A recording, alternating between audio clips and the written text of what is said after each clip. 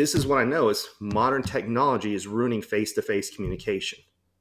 And face-to-face is so important. It's the entire reason, like we mentioned before, I used to travel a lot, and I still do. I don't call my daughter who's 5. I FaceTime with her, right? Because that's how you create connection even when you're not here.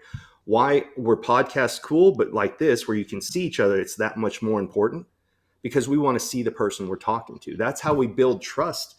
And really, we've struggled a lot. And I'm going to point to, I'll bring up another book.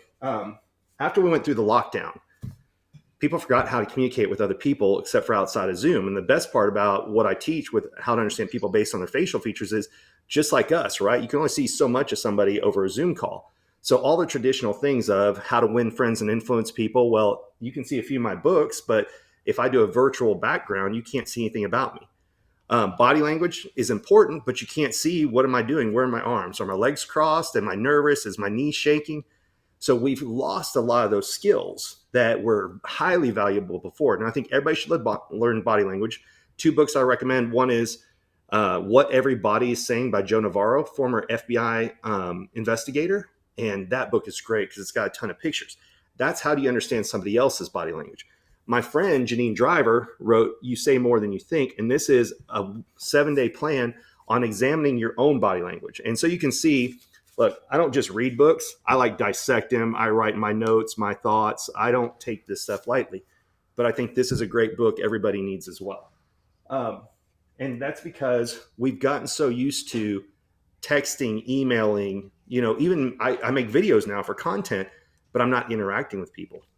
And that's why it's so important. It drives me nuts.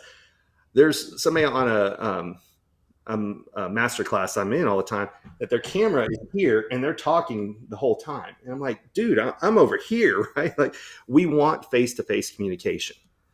And but when you look at somebody's face, the reason I teach this is number one, it saved me. Prison of my own mind got me into the present moment.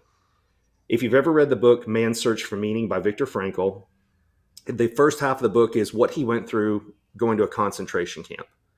And he was a doctor, so he got to interact with a lot of people. And the second half of the book is what he learned from that. And what he learned is the people who survived the concentration camps were the people who it wasn't about self-preservation. It was, I want to see my wife again. I want to see my husband again. I want to see my parents. I want to see my kids. I want to see my dog. When people make it about something outside of themselves, we get out of our own way. And that's what this teaches. Right? Because this day and age where we're always like, yep, okay, cool. When I'm reading your facial features, I'm giving you my time and attention. And that's how you build rapport with people. I can go to places that I haven't seen people in a long time. They're like, it's the eyebrow guy. And that's because I teach the eyebrows, because eyebrows lead to eye contact. And it's something you can do from far away. It's something you can do close.